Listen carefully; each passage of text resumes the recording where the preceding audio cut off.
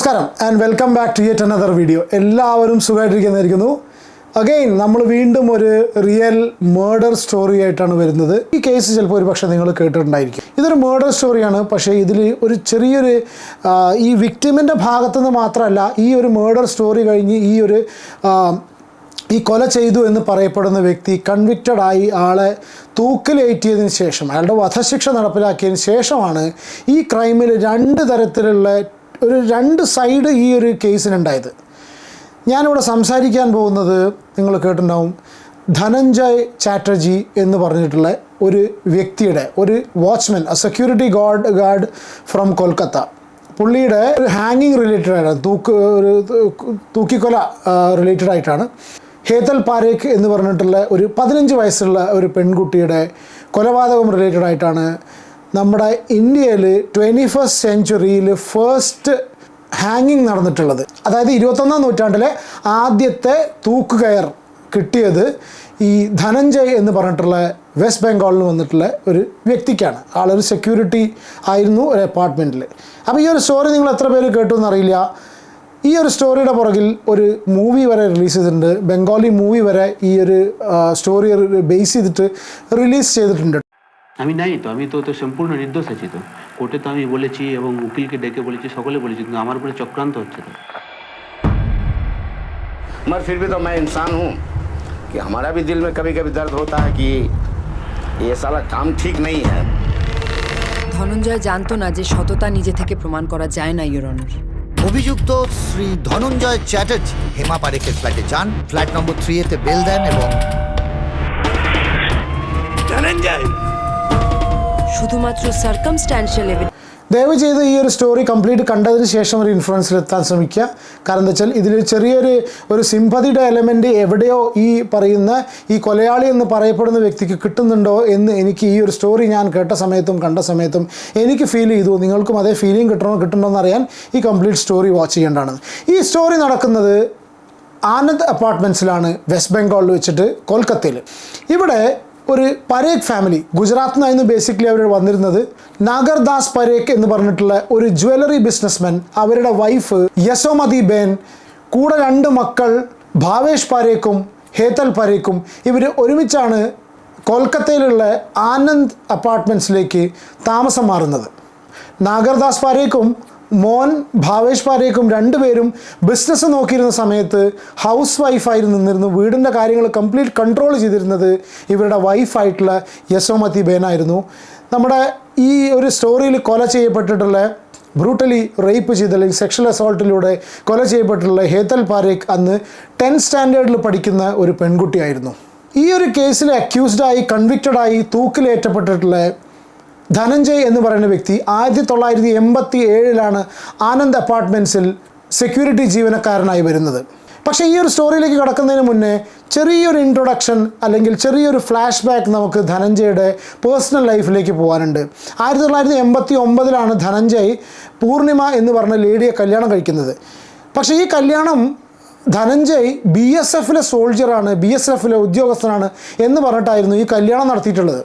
സ്വാഭാവികമായിട്ടും അയാളെ ഭാര്യയെ പറ്റിച്ചു. ഭാര്യയ്ക്കത് പിന്നീട് ഭാര്യയ്ക്ക് മനസ്സിലായി ഇയാളൊരു സെക്യൂരിറ്റി ഓഫീസർ മാത്രമാണ്, BSFലെ ഉദ്യോഗസ്ഥനല്ല എന്ന് മനസ്സിലാവുന്നു. പക്ഷേ ആ ലേഡി അവരുടെ ആ ഒരു ഡെസ്റ്റിനി അല്ലെങ്കിൽ ഫെയ്റ്റ് അല്ലെങ്കിൽ ആ ഒരു ലൈഫിനോട് അവർ പൊരുത്തപ്പെട്ടു. വർഷം 1990 ഹേതൽ പാരേഖ് എന്ന് പറഞ്ഞിട്ടുള്ള പെൺകുട്ടി, അതായത് നാഗർദാസ് പാരേഖിൻ്റെയും യശോമതി ബേൻ്റെയും മോളായിട്ടുള്ള ഹേതൽ പാരേഖ് അന്ന് 10th സ്റ്റാൻഡേർഡ് എക്സാംസിന് വേണ്ടി പ്രിപ്പയർ ചെയ്തുകൊണ്ടിരിക്കുകയായിരുന്നു. അവളുടെ എക്സാം ടൈമിംഗ് എന്ന് പറഞ്ഞാൽ രാവിലെ 7:30 മുതലായിരുന്നു. അന്ന് ഒരൊറ്റ എക്സാം മാത്രമേ ഒരു ദിവസം ഉണ്ടായിരുന്നുള്ളൂ. അപ്പോൾ ഈ കുട്ടി രാവിലെ 7:30 പോയി കഴിഞ്ഞാൽ ഉച്ചയോടുകൂടി ഈ കുട്ടി മടങ്ങി വരുമായിരുന്നു. 2 മാർച്ച് ഈ കുട്ടി എക്സാം കഴിഞ്ഞ് തിരിച്ചു വരുന്ന സമയത്ത് വീട്ടിലെത്തിയപ്പോൾ അമ്മയോടൊരു കാര്യം പറയുന്നു. അമ്മേ, നമ്മുടെ അപ്പാർട്ട്മെൻറ്റിലെ സെക്യൂരിറ്റി എന്നോട് വളരെ മോശമായിട്ടാണ് പെരുമാറുന്നത്, അയാളുടെ നോട്ടവും കാര്യങ്ങളും അത്ര ക്ലിയർ അല്ല എന്ന് ഹേതൽ പാരേഖ് അമ്മയോട് പറയുന്നു. അമ്മ ആദ്യം ഇത് ഇഗ്നോർ ചെയ്ത് വിടുന്നു. പിന്നീട് അവർക്ക് ഫീൽ ചെയ്യുന്നു ഹേതൽ പറയുന്നതിൽ എന്തോ കാര്യമുണ്ടെന്നുള്ളത്. പക്ഷെ അവർ നോട്ടീസ് ചെയ്യാൻ തുടങ്ങുന്നു. ഇത് കഴിഞ്ഞതിന് ശേഷം നെക്സ്റ്റ് ഡേ അവരുടെ ഫൈനൽ എക്സാംസ് കഴിഞ്ഞ് അവർ വീട്ടിലേക്ക് വരുന്ന സമയത്ത് ഇതേ സെയിം സിറ്റുവേഷൻ ഈ ഒരു സെക്യൂരിറ്റി ആയിട്ടുള്ള ധനഞ്ജയുടെ ഭാഗത്ത് നിന്ന് ഉണ്ടായി എന്നറിഞ്ഞതിനെ തുടർന്ന് ഇവർ നേരെ അമ്മയോട് വന്ന് കംപ്ലയിൻറ്റ് പറയണം. അമ്മ അധികം സമയം കളയാതെ അച്ഛനെ നേരെ ഓഫീസിലേക്ക് വിളിക്കുക, ജ്വല്ലറിക്ക് വിളിച്ച് പറയാണ് ഇങ്ങനൊരു പ്രോബ്ലം ഉണ്ട് മോൾക്ക് ഈ സെക്യൂരിറ്റിയുടെ ഭാഗത്തുനിന്ന് വളരെ മോശമായിട്ടുള്ള ഒരു പെരുമാറ്റം ഉണ്ടായിട്ടുണ്ടെന്നുള്ളത് അച്ഛനെ വിളിച്ചറിയിക്കുകയാണ്. അച്ഛൻ അധികം സമയം വേസ്റ്റ് ചെയ്യാതെ തന്നെ ആ ഒരു ബിൽഡിംഗ് മാനേജ്മെൻറ്റിന് ഉടനെ തന്നെ കംപ്ലയിൻറ്റ് ചെയ്യുന്നു. ഈ ധനഞ്ജയ് എന്ന് പറഞ്ഞ വ്യക്തിയെ ആ ഒരു സെക്യൂരിറ്റി അവിടെ ആക്കിയിട്ടുള്ള ആ സെക്യൂരിറ്റി ഏജൻസിക്കും കംപ്ലയിൻറ്റ് പോവുകയാണ്. ഇതിനെ തുടർന്ന് ഇയാളെ നെക്സ്റ്റ് വേറൊരു അപ്പാർട്ട്മെൻറ്റിലേക്ക് ആൾ ഇവിടുന്ന് ട്രാൻസ്ഫർ ചെയ്യാണ്. അതായത് ആനന്ദ് അപ്പാർട്ട്മെൻറ്റ്സിൽ നിന്ന് ധനഞ്ജയിൻ്റെ ട്രാൻസ്ഫർ വേറെ അപ്പാർട്ട്മെൻറ്റിലേക്ക് ചെയ്യുകയാണ്. ഉടനടി വിത്ത് ഇമ്മീഡിയറ്റ് എഫക്റ്റ് ഇയാളെ ട്രാൻസ്ഫർ ചെയ്യുന്നു. ആൻഡ് ഇയാൾ നെക്സ്റ്റ് ഡേ തന്നെ ഈ suppose to join a different apartment. അയാൾ നെക്സ്റ്റ് ഡേ തന്നെ ആൾ പോയിട്ട് അടുത്ത ഒരു അപ്പാർട്ട്മെൻറ്റിൽ ജോയിൻ ചെയ്യേണ്ട ഒരു സിറ്റുവേഷനാണ് വന്നിട്ടുള്ളത്. നെക്സ്റ്റ് ഡേ അതായത് 5th മാർച്ചിന് യശോമതി ബേനും ഫാമിലിയും എക്സ്പെക്റ്റ് ചെയ്തിരുന്നത് അവിടെ ഒരു പുതിയ സെക്യൂരിറ്റി ആണെങ്കിൽ, പക്ഷെ അന്നും അവിടെ വന്നിട്ടുള്ളത് ഈ ധനഞ്ജയ് തന്നെയായിരുന്നു. ധനഞ്ജയ് ആ ട്രാൻസ്ഫർ ചെയ്ത അപ്പാർട്ട്മെൻറ്റിലേക്ക് പോവാതെ വീണ്ടും നെക്സ്റ്റ് ഡേ ഇയാൾ അതേ അപ്പാർട്ട്മെൻറ്റിൽ വന്നു. എന്നിട്ട് അവിടെ മോർണിംഗ് ഡ്യൂട്ടി എടുത്തു. ഇയാൾ ഈ മോർണിംഗ് ഡ്യൂട്ടി എടുത്ത ഒരൊറ്റ കാര്യം കൊണ്ട് തന്നെ അന്ന് വന്നിട്ടുള്ള അവിടെ പുതുതായിട്ട് ചാർജ് എടുക്കാൻ വന്നിട്ടുള്ള സെക്യൂരിറ്റി ഉദ്യോഗസ്ഥന് അവിടെ ചാർജ് എടുക്കാൻ പറ്റുന്നില്ല. മാത്രമല്ല ഉച്ചയ്ക്ക് 1:30 ഇയാളുടെ ഷിഫ്റ്റ് തീരേണ്ട ഈ വ്യക്തി ആ 1:30 ഷിഫ്റ്റ് കഴിഞ്ഞതിന് ശേഷവും അയാൾ അതേ ആനന്ദ് അപ്പാർട്ട്മെൻറ്റിൽ തുടരുന്നു. ഇയാളുടെ ഷിഫ്റ്റ് കഴിയുന്നതോടുകൂടി ധനഞ്ജയ് അയാളുടെ യൂഷ്വൽ യൂണിഫോം മാറ്റിയിട്ട് ഒരു വൈറ്റ് ക്രീം, അതായത് ക്രീം കളർ ഷർട്ട് ധരിക്കുന്നു. ഇതിന് ശേഷം അയാൾ പറയുന്നു, ഏകദേശം 5:20 അയാൾ പറയുന്നു, എനിക്ക് ഇതിൻ്റെ സെക്യൂരിറ്റി ഏജൻസിയോട് എൻ്റെ ട്രാൻസ്ഫർ സംബന്ധമായിട്ടുള്ള കുറച്ച് കാര്യങ്ങൾ ഡിസ്കസ് ചെയ്യാൻ വേണ്ടിയിട്ട് എനിക്ക് പോകേണ്ടതുണ്ട്, അതുകൊണ്ട് ഞാൻ 3rd ഫ്ലോർ വരെ പോയിട്ട് വരാം എന്നുള്ളത് ഈ ധനഞ്ജയ് പറയുന്നു. 3rd ഫ്ലോറിലാണ് ഹേതൽ പാരേഖിൻ്റെയും അല്ലെങ്കിൽ നഗർദാസ് പാരേഖിൻ്റെ ഫ്ലാറ്റ് ഉള്ളത്. അന്നത്തെ കാലത്ത് 1990 എല്ലാ ഫ്ലാറ്റുകളിലും അല്ലെങ്കിൽ എല്ലാ വീടുകളിലും ഒന്നും ലാൻഡ് ഫോണില്ല. പക്ഷേ അന്ന് ഹേതലിൻ്റെ വീട്ടിലായിരുന്നു ലാൻഡ് ഫോൺ ഉണ്ടായിരുന്നത്. അപ്പോൾ ഇയാൾ പറയുന്നു എനിക്ക് 3rd ഫ്ലോറിലൊന്ന് പോകണം എന്ന് പറഞ്ഞിട്ട് ഇയാൾ നേരെ ലിഫ്റ്റിൽ കയറിയിട്ട് 3rd ഫ്ലോറിലേക്ക് പോവുകയാണ്. ഹേതലിൻ്റെ അമ്മ യശോമതി ബേൻ എന്നും വൈകുന്നേരം ഏകദേശം 5 മണിയോടുകൂടി അമ്പലത്തിലേക്ക് പോകും. അപ്പോൾ അന്നും സാധാരണത്തെ പോലെ ഇതൊന്നും അറിയാതെ അല്ലെങ്കിൽ ഇതൊന്നും ശ്രദ്ധിക്കാതെ അമ്മ അന്ന് അമ്പലത്തിലേക്ക് തന്നെ പോവുകയാണ്. ഏകദേശം 5:50 ആയിരിക്കണം അമ്മ യശോമതി ബേൻ തിരിച്ചു വന്നതിന് ശേഷം അവരുടെ റൂമിൻ്റെ കോളിംഗ് ബെൽ അടിക്കുന്നു. പക്ഷേ മോള് വാതിൽ തുറക്കുന്നില്ല. സ്വാഭാവികമായിട്ടും മോൾ ഉച്ചയ്ക്ക് ശേഷം എക്സാം കഴിഞ്ഞ് വന്നിട്ട് വീട്ടിനുള്ളിൽ വിശ്രമിക്കുന്നു. പക്ഷേ അമ്മ വന്ന് കോളിംഗ് ബെൽ അടിക്കുമ്പോഴും മോള് വാതിൽ തുറക്കുന്നില്ല. അമ്മ കുറച്ച് പാനിക്ഡ് ആവുകയാണ്. അമ്മ വീണ്ടും കോളിംഗ് ബെൽ അടിക്കുന്നു, ഒരുപാട് മുട്ടുന്നു, തട്ടുന്നു. അമ്മ സ്ക്രീം ചെയ്യുന്നു, അമ്മ മോളെ എന്ന് വിളിച്ച് കരയുന്നു. പക്ഷേ മോള് അപ്പോഴും വാതിൽ തുറക്കുന്നില്ല. ഈ സിറ്റുവേഷനിൽ അമ്മയുടെ പാനിക് നേച്ചർ കണ്ടിട്ട് തൊട്ടടുത്തുള്ള എല്ലാ നെയ്ബേഴ്സ് എല്ലാവരും ഓടിക്കൂടുന്നു, എല്ലാവരും കൂടി വിളിക്കുന്നു. അവസാനം അവർ ഈ വാതിൽ പൊളിക്കാൻ ശ്രമിക്കുകയാണ്. ഒരുപാട് പരിശ്രമത്തിനൊടുവിൽ ഇവർ ഈ വാതിൽ ചവിട്ടി പൊളിക്കുന്ന ഒരു സിറ്റുവേഷൻ വരികയാണ്. അങ്ങനെ ഈ വാതിൽ ഇവർ ചവിട്ടി പൊളിച്ച് ഉള്ളിൽ കയറുന്ന സമയത്ത് ഇവരിവിടെ കണ്ട കാഴ്ച എന്ന് പറഞ്ഞാൽ അത്രയ്ക്കും ഷോക്കിംഗ് ആയിരുന്നു. കാരണം അവർ കാണുകയാണ് അവരുടെ 15 വയസ്സുള്ള മോള് ഒരു പൂൾ ഓഫ് ബ്ലഡിൽ ഒരു ചോരയിൽ കുളിച്ച് കിടക്കുന്ന അബോധാവസ്ഥയിൽ കിടക്കുന്ന ഒരു മകളെയാണ് കാണുന്നത്. മാത്രമല്ല അവളുടെ ഡ്രസ്സൊക്കെ കംപ്ലീറ്റ് കീറി പറഞ്ഞ സിറ്റുവേഷൻ ആയിരുന്നു. ഇന്നർ ഗാർമെൻറ്റ്സൊക്കെ അവിടെയും ഇവിടെയും വലിച്ചു വാരിയിട്ടുള്ള സിറ്റുവേഷൻ. പ്ലസ് അവൾ മേല് മുഴുവൻ മുറികളാണ്. കണ്ടാൽ തന്നെ മനസ്സിലാവും അവളെ ഒരുപാട് പ്രാവശ്യം കത്തിയെടുത്ത് സ്റ്റാബ് ചെയ്തിട്ടുണ്ട്. കത്തിയെടുത്തിട്ട് എന്തോ ഒരു മൂർച്ചയായിട്ടുള്ള ആയുധം കൊണ്ട് കുത്തിയിട്ടുണ്ടെന്നുള്ളത് വളരെ ക്ലിയർ ആയിട്ട് മനസ്സിലാവും. ഉടനെ തന്നെ ഇവരുടെ ഹസ്ബൻഡിനെ വിളിക്കുന്നു. ഹസ്ബൻഡ് പെട്ടെന്ന് മോനെയും കൂട്ടിയിട്ട് വേഗം തിരിച്ച് ഓടി വരുന്നു. ഓടി വന്നതിന് ശേഷം അവർ രാത്രി ഒരു 9 മണിയോടുകൂടി പോലീസ് സ്റ്റേഷനിൽ വിവരം അറിയിക്കുകയാണ്. അവരുടെ മോൾക്ക് ഇതുപോലുള്ള ഒരു അപകടം സംഭവിച്ചു എന്നുള്ള രീതിയിൽ അവർ പോലീസ് സ്റ്റേഷനിൽ വിവരം അറിയിക്കുകയാണ്. പോലീസ് പ്രാഥമിക അന്വേഷണം നടത്തിയ സമയത്ത് ആ ഒരു സ്പോട്ടിൽ നിന്ന് അവർക്ക് ഒരു ബട്ടൺ കിട്ടുകയാണ്. അതായത് ഒരു ക്രീം കളർ ഷർട്ടിൻ്റെ എന്ന പോലത്തെ ഒരു ബട്ടൺ അവർക്ക് ആ സ്പോട്ടിൽ നിന്ന് കിട്ടുന്നു. മാത്രമല്ല അവിടുന്ന് ഒരു നെക്ലേസും കിട്ടുന്നു.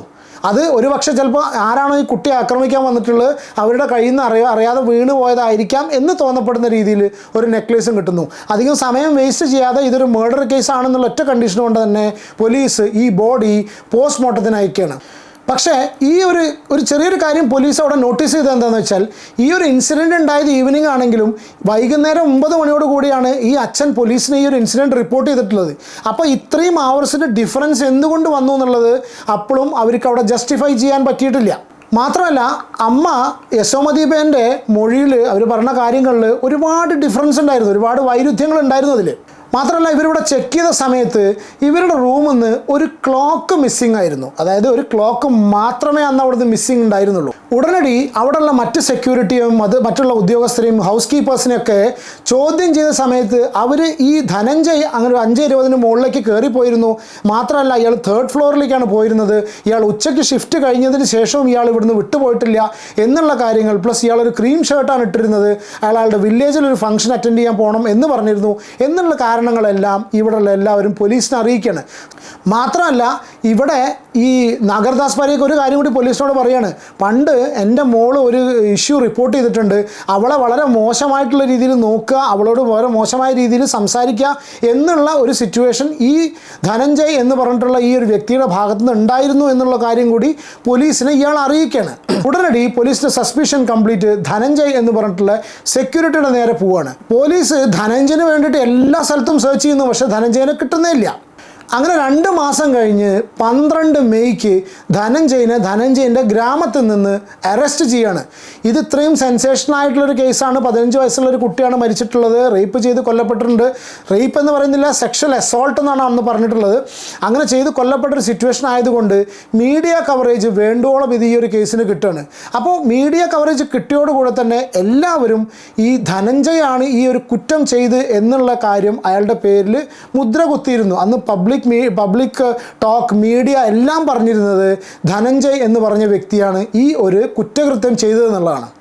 മാത്രമല്ല, അന്ന് കാൽക്കട്ടയിലെ തെരുവുകളിലൊക്കെ ഒരുപാട് പ്രൊട്ടസ്റ്റ് ഉണ്ടായിരുന്നു എന്നാണ് പറയുന്നത്. ഹാങ് ധനഞ്ജയ് എന്ന് പറഞ്ഞിട്ടുള്ള ആ ഒരു സ്ലോഗനായിരുന്നു, അല്ലെങ്കിൽ ആ ഒരു മുദ്രാവാക്യമായിരുന്നു അന്ന് ഈ പ്രൊട്ടസ്റ്റ് ലീഡ് ചെയ്തിട്ടുള്ള എല്ലാവരും പറഞ്ഞിട്ടുള്ളത്. അങ്ങനെ കൊൽക്കത്തയിലുള്ള ഒരു ഡിറ്റക്റ്റീവ് ഡിപ്പാർട്ട്മെൻറ്റ് ഈ കേസ് ഏറ്റെടുക്കുന്നു. അവർ ഈ കേസിൻ്റെ ഡീറ്റെയിൽഡ് ഇൻവെസ്റ്റിഗേഷൻ നടക്കുന്ന സമയത്ത് അവർക്ക് മനസ്സിലാവുന്നു ഈ ഒരു ക്രൈം കമ്മിറ്റ് ചെയ്തിട്ടുള്ളത് ധനഞ്ജയ് എന്ന് പറഞ്ഞിട്ടുള്ള സെക്യൂരിറ്റി ആണ് എന്നുള്ളത്. ഡിറ്റക്റ്റീവ് ഏജൻസിക്ക് സർക്കംസ്റ്റാൻഷ്യൽ എവിഡൻസ്, സാഹചര്യ തെളിവുകളുണ്ട് മനസ്സിലാവുന്നു. അല്ലാതെ ഡയറക്റ്റായിട്ട് ഒരു ഐ വിറ്റ്നസ്സോ അല്ലെങ്കിൽ ഡയറക്റ്റായിട്ട് ഇയാളാണ് കുറ്റം ചെയ്ത് എന്ന് പ്രൂവ് ചെയ്യുന്ന യാതൊരുവിധ എവിഡൻസസ് ഉണ്ടായിരുന്നില്ല.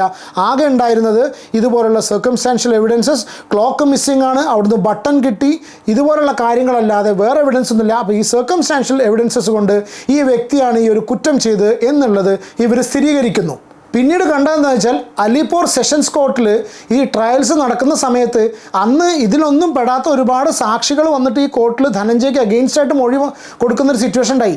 പലരും അവരുടെ സ്റ്റേറ്റ്മെൻറ്റ്സ് മാറ്റി പറയുന്ന സിറ്റുവേഷൻ ഉണ്ടായി. കാരണം അന്നത്തെ കാലത്ത് ഒരു കാര്യം പറഞ്ഞിരുന്നു, ഇയാളെ ധനഞ്ജയനെ വിളിച്ച സമയത്ത് ധനഞ്ജയ് മുകളിൽ നിന്ന് എത്തി നോക്കി എന്നൊരു സ്റ്റേറ്റ്മെൻറ്റ് ഒരാൾ പറഞ്ഞിരുന്നു. പിന്നീടാണ് മനസ്സിലായിട്ടുള്ളത് ഈ ഒരു ബിൽഡിങ്ങിൽ എല്ലാം ഗ്രില്ല് വെച്ച് ക്ലോസ് ചെയ്തതാണ്. ഒരാളെ മുകളിൽ നിന്ന് വിളിച്ചു കഴിഞ്ഞാൽ അയാൾ താഴേക്ക് നോക്കുന്ന സിറ്റുവേഷൻ ഒന്നും ഉണ്ടായിരുന്നില്ല. എന്തൊക്കെയോ ഈ കേസിൽ അവിടെയും ഇവിടെയും തൊടാത്ത രീതിയിൽ, എന്താ പറയുക, യഥാർത്ഥ കൾപ്രിറ്റ് ധനഞ്ജയ് അല്ല എന്ന് തോന്നിപ്പിക്കുന്ന രീതിയിൽ ഒരുപാട് ഇൻസിഡൻസ് അവിടെ ഉണ്ടായിരുന്നു. പക്ഷെ ഇതൊന്നും കോടതി ശരിവെച്ചില്ല. അലിപൂർ സെഷൻസ് കോർട്ട് ധനഞ്ജയനെ അന്ന് തൂക്കിക്കൊല്ലാൻ വിധിക്കുകയാണ്. പിന്നീട് ഹൈക്കോർട്ടും ഈ ഒരു ശിക്ഷ ശരിവെക്കുന്നു. പക്ഷെ അപ്പോഴും ധനഞ്ജയ് ഒരൊറ്റ കാര്യം മാത്രമേ പറഞ്ഞിട്ടുള്ളൂ, ഞാനല്ല ഈ കുറ്റം ചെയ്തിട്ടുള്ളത്, ഞാൻ ഇന്നസെൻ്റ് ആണ്, ഞാൻ ഒരിക്കലും എനിക്ക് ഇങ്ങനൊരു സിറ്റുവേഷൻ, ഇങ്ങനൊരു കൊല ചെയ്യാനുള്ളൊരു സംഗതി എൻ്റെ മനസ്സിൽ പോലും പോവില്ല, ഞാനല്ല ഇത് ചെയ്തിട്ടുള്ളതെന്നുള്ള 10,000 വട്ടം ഇയാൾ ആവർത്തിച്ചുകൊണ്ടേയിരുന്നു. ഇയാളുടെ ഇന്നസെൻസ് പ്രൂവ് ചെയ്യപ്പെടും എന്നുള്ള രീതിയിൽ ഇയാൾ ഒരുപാട് ആവർത്തിച്ച് കൊണ്ടേയിരുന്നു. അന്ന് ഹൈക്കോർട്ട് നോക്കിക്കണ്ടിരുന്നതെന്ന് വെച്ചാൽ ഇയാളൊരു സെക്യൂരിറ്റി ഉദ്യോഗസ്ഥനാണ്, മറ്റതൊരു മൈനറാണ്. അപ്പോൾ ആൾക്കാരുടെ സേഫ്റ്റി നോക്കേണ്ട ഒരു വ്യക്തി ഒരു മൈനറുടെ കില്ലിങ്ങിലുമായി ബന്ധപ്പെട്ട ഒരു മൈനറെ കൊല്ലുക എന്നുള്ള സിറ്റുവേഷൻ വരുന്നത് കോടതി വളരെ ഗൗരവമായിട്ട് കണ്ടിട്ടാണ് 21-ാം നൂറ്റാണ്ടിൽ ആദ്യത്തെ തൂക്കുകയറിന് കോടതി അന്ന് ധനഞ്ജയനെ ശിക്ഷിക്കുന്നത്. ധനഞ്ജയ് പ്രസിഡന്റ് ഓഫ് ഇന്ത്യക്ക് മേഴ്സി പെറ്റീഷൻ കൊടുക്കുന്നു, ദയാഹർജി കൊടുക്കുന്നു, അയാളതിന്ന് ഇതാക്കണം, അയാൾ ഇന്നസെൻ്റ് ആണെന്ന് പറഞ്ഞിട്ട്. പക്ഷേ അന്നത്തെ സിറ്റുവേഷൻ കണക്കിലെടുത്ത് ആ മേഴ്സി പെറ്റീഷൻ അവിടെ റിജക്റ്റ് ചെയ്യപ്പെടുക. കാരണം എന്താ വെച്ചാൽ ഒരിക്കലും ഒരു മൈനർക്ക് എഗെയിൻസ്റ്റ് ആയിട്ട് ഇതുപോലുള്ള സെക്ഷൽ അസോൾട്ടും ഒരു കൊലപാതകവും നമ്മുടെ നാട്ടിൽ ഒരിക്കലും ടോളറേറ്റ് ചെയ്യാൻ പറ്റില്ല എന്ന് പറഞ്ഞിട്ട് ആ മേഴ്സി പെറ്റീഷൻ റിജക്റ്റ് ചെയ്യുന്നു. അങ്ങനെ 15 ഓഗസ്റ്റ് 2004 പുലർച്ചെ 4:30 ധനഞ്ജയിൻ്റെ എക്സിക്യൂഷൻ പ്രിപ്പയർ ചെയ്യുന്നത്. 4 മണിയോടുകൂടി ധനഞ്ജയന് എല്ലാ ഒരുക്കങ്ങളും പൂർത്തിയാക്കിയിട്ട് ഈ തൂക്കുകയറിലേക്ക് കൊണ്ടുവരികയാണ്. ധനഞ്ജയൻ്റെ കയ്യിൽ അന്നൊരു ഭഗവത്ഗീത ഉണ്ടായിരുന്നു എന്നാണ് പറയപ്പെടുന്നത്. ഈ മരത്തിലേക്ക് പോരുന്ന സമയത്ത് കംപ്ലീറ്റ് ഇയാൾ പറഞ്ഞുകൊണ്ടേയിരുന്നു ഇയാൾ നിരപരാധിയാണ്, അയാൾ കുടുംബത്തിന് വേണ്ടി പ്രാർത്ഥിച്ചുകൊണ്ടേയിരുന്നു. ആ സമയത്ത് ഇയാൾക്ക് അവസാനമായിട്ട് എന്തെങ്കിലും പറയാനുണ്ടോ ചോദിച്ച സമയത്ത് അയാൾ ചോദിച്ചത്, എൻ്റെ മരണശേഷം ഈ ഒരു കുറ്റം ഞാനല്ല ചെയ്ത് എന്ന് തെളിഞ്ഞു കഴിഞ്ഞാൽ എന്ത് ശിക്ഷ, എന്ത് നീതിയായിരിക്കും എനിക്ക് കിട്ടുക, എന്ത് ശിക്ഷയായിരിക്കും ഈ യഥാർത്ഥ കൊലയാളിക്ക് കിട്ടുക എന്നുള്ളത് ധനഞ്ജയ് വീണ്ടും ചോദിച്ചിരുന്നു. ആ സമയത്ത് അന്ന് അവിടെയുള്ള ജയിൽ ഉദ്യോഗസ്ഥർക്കോ പോലീസുകാർക്കോ യാതൊരു മറുപടിയും അവിടെ ഉണ്ടായിരുന്നില്ല. തൂക്കിലേറ്റുന്നതിന് തൊട്ട് മുമ്പേയും ധനഞ്ജയ് പറഞ്ഞുകൊണ്ടേയിരുന്നു ഞാൻ റോങ്ലി അക്യൂസ്ഡ് ആണ്, ഞാൻ ഈ കുറ്റം ചെയ്തിട്ടില്ല എന്നുള്ളത്. അങ്ങനെ 15 ഓഗസ്റ്റ് 2004 പുലർച്ചെ 4:30 21-ാം നൂറ്റാണ്ടിലെ ആദ്യത്തെ എക്സിക്യൂഷൻ, ആദ്യത്തെ തൂക്കുകയറായിട്ടുള്ള തൂക്കിലേറ്റിയ കേസ് ധനഞ്ജയ്ക്ക് ഉണ്ടാവുന്നു. അങ്ങനെ അയാൾ തൂക്കിലേറ്റപ്പെടുന്നു. അതിനുശേഷം മരിച്ചതിന് ശേഷം അയാളുടെ ബോഡി ഏറ്റുവാങ്ങാൻ അയാളുടെ ഫാമിലിയുള്ള ഒരാളും വന്നില്ല. കാരണം അങ്ങനത്തെ ഒരു കേസ് ആയതുകൊണ്ട് അയാളുടെ ഫാമിലി അയാളുടെ ബോഡി ആക്സെപ്റ്റ് ചെയ്യാൻ വില്ലിങ് അല്ലായിരുന്നു. കുറച്ച് കഴിഞ്ഞതിന് ശേഷം ഇതുപോലെ പല പാരലൽ ഏജൻസീസും ഇതിൻ്റെ ഇൻവെസ്റ്റിഗേഷനിലുള്ള അല്ലെങ്കിൽ ഇതിൻ്റെ ഈ കേസിൻ്റെ നാൾ വഴികൾ പരിശോധിച്ചു. ആ സമയത്തൊക്കെ ധനഞ്ജയൻ്റെ ഇൻ്റർവ്യൂസൊക്കെ ടി വിയിൽ വന്നിരുന്നു. അതൊക്കെ പല ഏജൻസീസും പരിശോധിച്ച സമയത്ത് അവർക്ക് ഈ കേസിൽ കുറച്ച് ലൂപ്പ് ഹോൾസ് കണ്ടതിൽ നിന്ന് അവർക്ക് ചെറിയൊരു സംശയം, അല്ലെങ്കിൽ അവർക്ക് ഇങ്ങനെ തോന്നി എവിടെയൊക്കെയോ ഈ കേസിൽ ഒരുപാട് മിസ്മാച്ചസ് ഉണ്ടായിരുന്നു. കാരണം എന്താണെന്ന് വെച്ചാൽ ഇവർക്ക് ആകെ കിട്ടിയത് സാഹചര്യ തെളിവുകൾ മാത്രമാണ്, അല്ലാതെ ഡയറക്റ്റ് എവിഡൻസ് ഉണ്ടായിരുന്നില്ല. ഒന്ന്, അവിടെ ബ്ലഡ് സ്റ്റെയിൻസ് ഉണ്ടായിരുന്നു എന്നുള്ളത് നോക്കിയിരുന്നില്ല. പ്രോപ്പറായിട്ട് ഈ ബ്ലഡ് സ്റ്റെയിൻസ് ഉണ്ടായിരുന്നോ, അത് ധനഞ്ജയൻ്റെ ബ്ലഡ് സ്റ്റെയിൻസായിട്ട് മാച്ച് ഉണ്ടോ, മാത്രമല്ല ഈ കുട്ടിയുടെ ശരീരത്തിൽ സീമെൻ്റെ അംശം ഉണ്ടായിരുന്നു, അത് DNA ടെസ്റ്റിന് കൊണ്ടുപോയില്ല. അങ്ങനെ ഒരുപാട് മിസ്മാച്ച് ഈ കേസിലുണ്ടായിരുന്നു. മാത്രമല്ല അന്നത്തെ ഫോറൻസിക് എക്സ്പേർട്സ് ഫിംഗർ പ്രിൻറ്റ്സ് പോലും നോക്കിയില്ല എന്നാണ് പറയപ്പെടുന്നത്. പിന്നെ ഈ ഹേതൽ പാരേഖിൻ്റെ ശരീരത്തിൽ 21 കുത്താണ്ടായിരുന്നത്, 21 സ്റ്റാബ്സ്, 21 കുത്താണ് ഈ കുട്ടിയുടെ ശരീരത്തിലുണ്ടായിരുന്നത്. ആ കുത്താൻ ഉപയോഗിച്ചിട്ടുള്ള കത്തി അല്ലെങ്കിൽ മാരകായുധം കണ്ടെടുക്കേണ്ട ഒരു സംഗതി പോലും അവിടെ ഉണ്ടായിരുന്നില്ല. പിന്നെ ഈ ഒരു കംപ്ലീറ്റ് കൃത്യം നടത്താൻ വേണ്ടിയിട്ട് ഈ ധനഞ്ജയ്ക്ക് കിട്ടിയത് ആകെ 20 മിനിറ്റാണ്. പിന്നെ ഈ അമ്മയുടെ മൊഴികളിൽ ഒരുപാട് വൈരുദ്ധ്യം ഉണ്ടായിരുന്നു. പിന്നെ എന്തുകൊണ്ട് ഇവർ രാത്രി 9 മണി വരെ ഈ പോലീസിനെ അറിയിക്കാൻ വേണ്ടി വെയിറ്റ് ചെയ്തു. പിന്നെ മാത്രമല്ല ഈ കുട്ടി മരിച്ചതിന് ശേഷവും ഈ കുട്ടിയെ വേറെ ഏതോ ഒരു ഡോക്ടറെ അടുത്ത് പ്രൊഡ്യൂസ് ചെയ്തു എന്നുള്ള രീതിയിലുള്ള കുറച്ച് റൂമേഴ്സും ഉണ്ടായിരുന്നു ഈ കേസിൽ. മാത്രമല്ല ഈ കുട്ടി ഡോർ ഉള്ളിൽ നിന്ന് ലോക്ക് ചെയ്തിരുന്നു. തന്നോട് വളരെ മോശമായിട്ട് പെരുമാറിയിട്ടുള്ള ഒരു വ്യക്തിയെ എങ്ങനെയാണ് ഒരു 15 വയസ്സുള്ള ഒരു കുട്ടി, ഒരു ടീനേജർ സ്വന്തം റൂമിലേക്ക് ഡോറ് തുറന്നു കൊടുക്കുക എന്നുള്ളത് അടുത്തൊരു മിസ്റ്ററിയെ തുടരുന്നു. മാത്രമല്ല ഈ അമ്മയുടെ മൊഴി പ്രകാരം അമ്മ ഒരുപാട് നേരം വാതിൽ വന്ന് മുട്ടി, പ്ലസ് ഈ തൊട്ടടുത്തുള്ള ആൾക്കാരൊക്കെ വന്ന് വാതിൽ മുട്ടി, അവർ വാതിൽ ചവിട്ടി പൊളിച്ചിട്ടാണ് ഉള്ളിൽ കയറിയിരിക്കുന്നത്. അങ്ങനെ ഈ കുട്ടി ഉള്ളിൽ കൊല്ലപ്പെടുന്ന സിറ്റുവേഷൻ ഉണ്ടായിരുന്നു, അല്ലെങ്കിൽ ആരെങ്കിലും ഈ കുട്ടിയെ കൊന്നിട്ട് അവിടെ നിന്ന് കടന്നു കളയേണ്ട സിറ്റുവേഷൻ ഉണ്ടായിരുന്നെങ്കിൽ എങ്ങനെയാണ് ഡോറ് ലോക്ക് ചെയ്യപ്പെട്ടത് എന്നുള്ളതും വലിയ ഒരു മിസ്റ്ററി ആയിട്ട് തുടരുകയാണ്. ആ സമയത്ത് മര്യാദയ്ക്ക് ഈ ഒരു ഹിയറിംഗ് കോടതിയിൽ നടന്ന സമയത്ത് പല ഹിയറിങ്ങിനും ഇവരുടെ അമ്മ യശോമതി ബേൻ മിസ്സിംഗ് ആയിരുന്നു. അതിനുശേഷം ഈ നാഗർദാസ് പരേഖ് എന്ന് പറഞ്ഞ വ്യക്തി ഈ ഒരു സിറ്റിയിൽ നിന്ന് പോകുന്ന സിറ്റുവേഷൻ ഉണ്ടായി. അങ്ങനത്തെ ഒരുപാട് മിസ്സിംഗ് ലിങ്ക്സ് ഈ കേസിൽ ഒരുപാടുണ്ടായിരുന്നു. മേ നമുക്കറിയില്ല ഈ കേസിൽ. ഞാനിതിന് ഒരു ബംഗാളി മൂവി ഇതിനെക്കുറിച്ച് ഇറങ്ങിയിട്ടുണ്ട്, ആ മൂവി നിങ്ങൾ കാണുക. ഒരു പക്ഷേ ചിലപ്പോൾ ഈ ധനഞ്ജയ് എന്ന് പറഞ്ഞിട്ടുള്ള 21st സെഞ്ച്വറിയിൽ ഫസ്റ്റ് തൂക്കിലേറ്റപ്പെട്ട ഈ ഒരു വ്യക്തി ഗിൽറ്റി ആയിരിക്കാം. ചിലപ്പോൾ 2 സിറ്റുവേഷനിലും വരാട്ടോ, നമുക്കതിൻ്റെ സിറ്റുവേഷൻ അറിയില്ല. രണ്ട് തിയോറീസും ഇന്ന് ഇൻ്റർനെറ്റിൽ അല്ലെങ്കിൽ നിങ്ങൾ ഗൂഗിൾ ചെയ്ത് നോക്കിക്കഴിഞ്ഞാൽ, അല്ലെങ്കിൽ അന്നത്തെ ന്യൂസ് പേപ്പേഴ്സിൽ ഇതുമായിട്ട് ഈ ന്യൂസ് റിപ്പോർട്ട് ചെയ്തിട്ടുള്ള ചാനൽസും എല്ലാം പറഞ്ഞിരുന്നത് 2 സൈഡുണ്ട് ഈ ഒരു കേസിനുണ്ട്. ഒരു ഭാഗത്ത് ഈ ഹേതലിനെ എല്ലാവരും വിക്റ്റിമായി കണ്ടിരുന്ന സമയത്ത് അവിടെ ക്രിമിനലായിട്ട് ധനഞ്ജയനെയാണ് കണ്ടതെങ്കിൽ പല തിയറീസും അല്ലെങ്കിൽ പല മിസ്സിംഗ് ലിങ്ക്സും ഇൻഡിക്കേറ്റ് ചെയ്യുന്നത് ഒരു പക്ഷേ ചെറിയൊരു ചാൻസ്, നമുക്കറിയില്ല, ഒരു പക്ഷേ ചിലപ്പോൾ ഈ കൊലപാതകി എന്ന് മുദ്രകുത്തി തൂക്കിലേറ്റപ്പെട്ടുള്ള ഈ ധനഞ്ജയ് എന്ന് പറഞ്ഞിട്ടുള്ള വ്യക്തി ഒരു പക്ഷേ നിരപരാധിയാണെങ്കിലോ എന്നുള്ളത്. നമ്മളിങ്ങനെ പറയില്ലേ, 1000 കുറ്റവാളികൾ രക്ഷപ്പെട്ടാലും ഒരു നിരപരാധി പോലും ശിക്ഷിക്കപ്പെടരുതെന്ന് പറയില്ലേ. ഒരുപക്ഷെ ചിലപ്പോൾ അങ്ങനെ ഒരു ചെറിയൊരു സംഭവം ഇതിലുണ്ടോ എന്നുള്ളത് അറിയില്ല. നിങ്ങൾ ഈ ഒരു കേസ് കംപ്ലീറ്റ് ഇതിൻ്റെ ഡീറ്റെയിൽസ് എല്ലാം ഗൂഗിൾ നോക്കിക്കഴിഞ്ഞാൽ ആസ് യൂഷ്വൽ ഞാൻ പറയുന്ന പോലെ നിങ്ങൾക്ക് കാണാൻ പറ്റും. അഗെയിൻ ഇത് റിയൽ സ്റ്റോറിയാണ്. അയാൾ ആ കുറ്റം ചെയ്തിട്ടുണ്ടെങ്കിൽ ഡെഫിനറ്റ്ലി അയാൾ ശിക്ഷിക്കപ്പെടേണ്ട വ്യക്തി തന്നെയാണ്, ഡെഫിനറ്റ്ലി അതിൽ യാതൊരുവിധ സംശയമില്ല. പക്ഷേ ഒരു പക്ഷേ അയാൾ നിരപരാധിയായിട്ട് വേറെ ആരെങ്കിലുമാണ് ഇത് ചെയ്തതെങ്കിൽ പിന്നെ എന്താ പറയുക, എനിക്ക് ഈ സ്റ്റോറി കേൾക്കുന്ന സമയത്ത് തന്നെ ഭയങ്കര ഒരു വിഷമം തോന്നിപ്പോയി. എനിവേസ്, ഇതായിരുന്നു ഇന്നത്തെ സ്റ്റോറി. നിങ്ങൾക്ക് ഈ ഒരു സ്റ്റോറി ഇഷ്ടപ്പെട്ടു എന്ന് വിചാരിക്കുന്നു. നിങ്ങളുടെ കോമെൻറ്റ്സ് ദയവ് ചെയ്ത് നിങ്ങളുടെ അഭിപ്രായം നിങ്ങൾ കമൻറ്റ് ചെയ്യുക. വീഡിയോ ഇഷ്ടപ്പെടുകയാണെങ്കിൽ ലൈക്ക് ചെയ്യുക. അടുത്തൊരു വീഡിയോ ആയിട്ട് കാണാം. Take care and God bless.